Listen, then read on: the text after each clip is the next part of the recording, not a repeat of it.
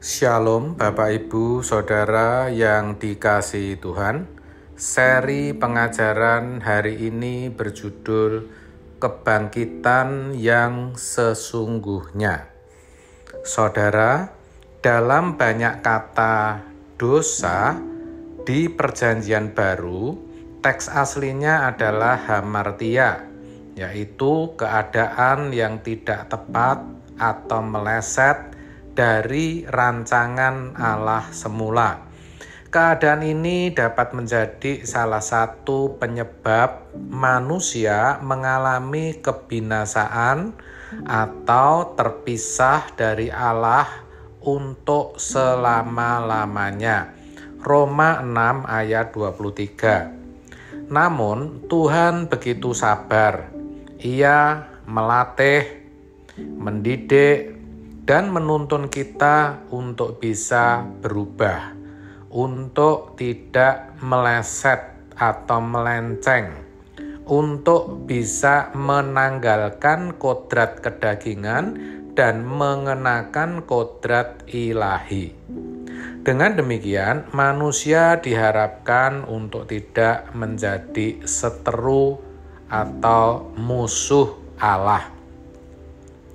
Sayangnya, walaupun Tuhan sudah begitu sabar terhadap kita dengan membuka lebar-lebar pintu pengampunan, tetapi cara hidup yang keliru, cara hidup yang melenceng dari jalan Tuhan, telah membuat kita ragu untuk menghampirinya.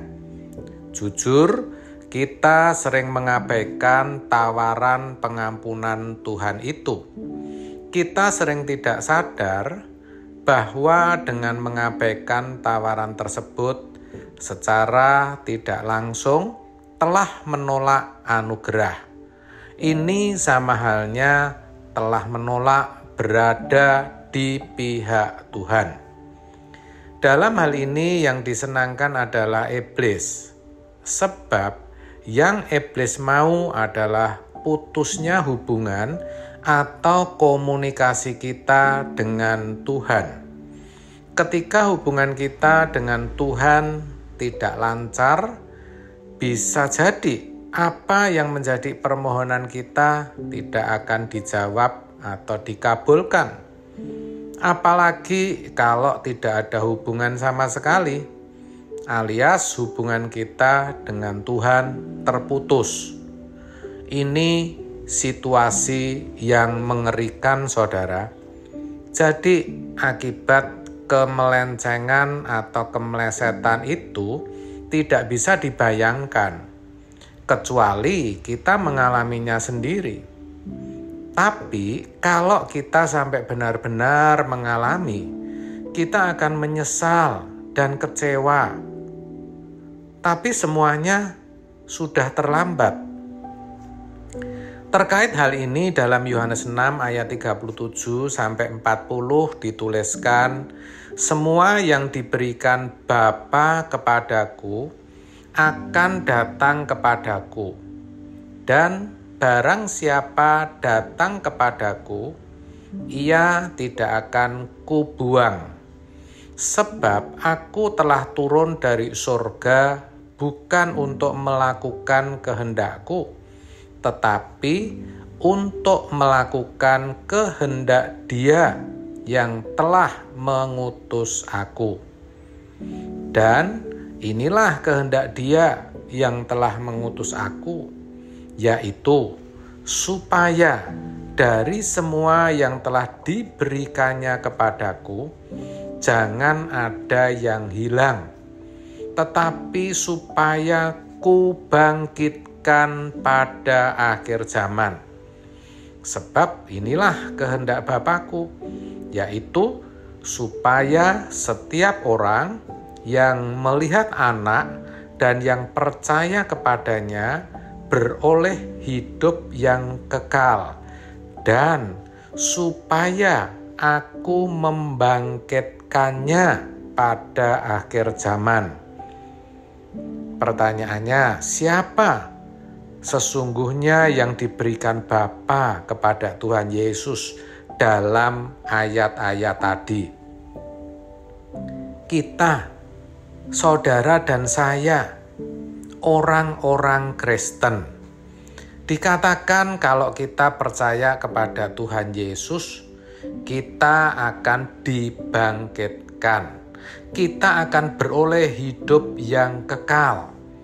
Itu berarti kita tidak akan terpisah dari Dia. Tapi ingat, asalkan kita tidak melenceng, kita tidak meleset. Sebab kalau kita tetap melenceng, itu sama artinya tidak di dalam Tuhan Yesus. Maka dampaknya kita pasti tidak mau sungguh-sungguh datang kepadanya, tidak bisa menghampiri Dia. Dan yang paling fatal, kita tidak akan dibangkitkannya di akhir zaman. Dan kalau sampai tidak dibangkitkan, berarti kita akan mengalami kehancuran, kebinasaan kekal.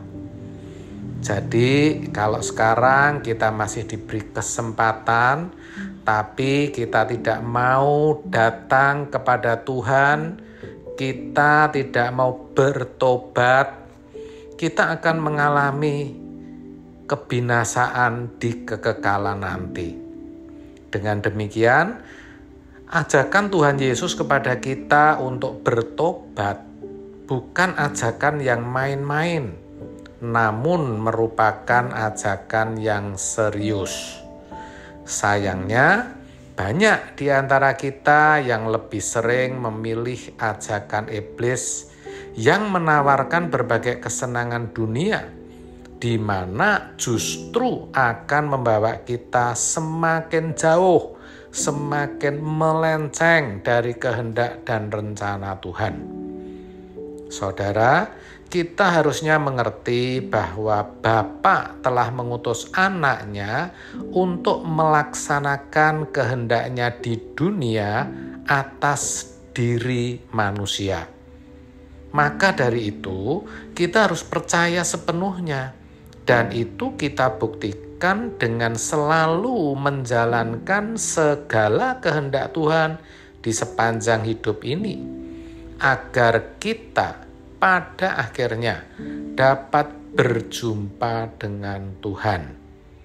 Jika Dia telah memikul salibnya dari Nazaret sampai ke Golgota untuk kita semua, untuk saudara dan saya, maka sudah layak dan sepantasnya bagi kita untuk bisa memikul tanggung jawab dengan melakukan kehendak Bapa di dalam perjalanan hidup ini.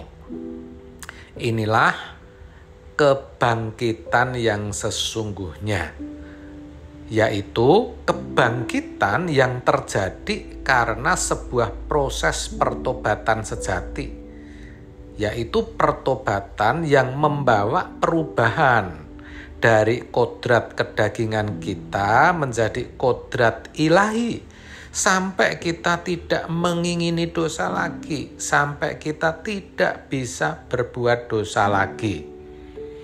Karena firman Allah berkata dalam Yohanes 6 ayat 40, sebab inilah kehendak Bapa-Ku, yaitu supaya setiap orang yang melihat Anak dan yang percaya kepadanya beroleh hidup yang kekal, dan supaya Aku membangkitkannya pada akhir zaman. Amin. Tuhan Yesus memberkati.